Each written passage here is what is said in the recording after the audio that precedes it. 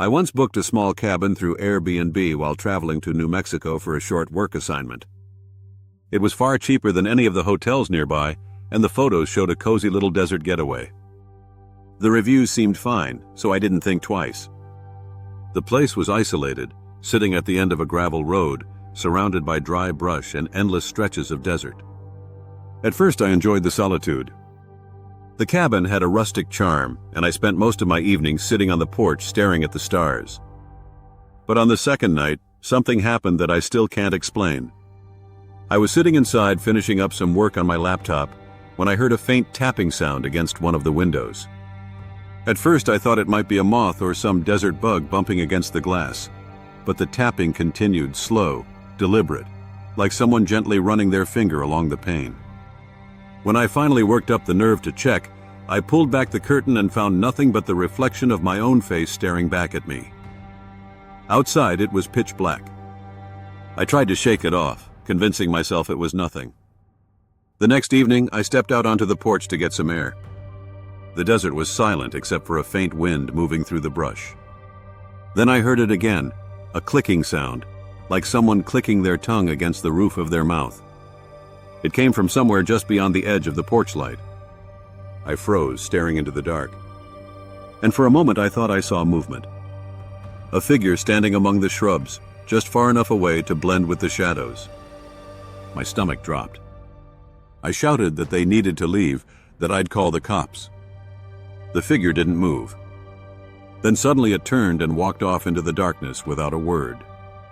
That night I locked every door and window, but sleep didn't come easy. Every creak of the cabin made my skin crawl. Sometime past midnight, I heard something that made my blood run cold. Sound of footsteps inside the cabin. Slow, careful steps as though someone was trying not to wake me. I grabbed my phone and sat up, straining my ears. The sound stopped. I forced myself to check the front room, but it was empty. Just me in the silent cabin. I returned to my bed, heart pounding. I must have dozed off for a little while because the next thing I remember is waking to another sound. The faint clicking, this time from the corner of my bedroom. When I turned my head, I saw the closet door slightly open. The clicking was coming from inside. I didn't stay another second. I bolted out of bed, ran to my car in nothing but my pajamas, and sped down that gravel road until I reached the nearest gas station. From there I called the police. They searched the cabin but found no one. No forced entry, no signs of a break-in. The host insisted that no one else had access to the property. To this day, I don't know who was inside that cabin with me or how they got there.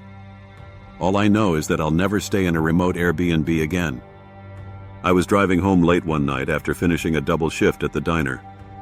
It was close to 1 o'clock a.m. and I was taking my usual route, an old back road that cuts through farmland and forest. There are no streetlights out there, just a narrow 2-lane road and miles of nothing. The air was warm, the kind of sticky summer night where the sky feels heavy. I had the windows rolled down, music low, just trying to stay awake. That stretch of road had always felt peaceful. Until that night, I was passing a wide-open field bordered by a thick tree-line when I heard it. A woman's scream, loud, sharp, and desperate. It echoed off the trees like it came from just inside the woods. I hit the brakes so hard my seatbelt locked up and I just sat there stunned.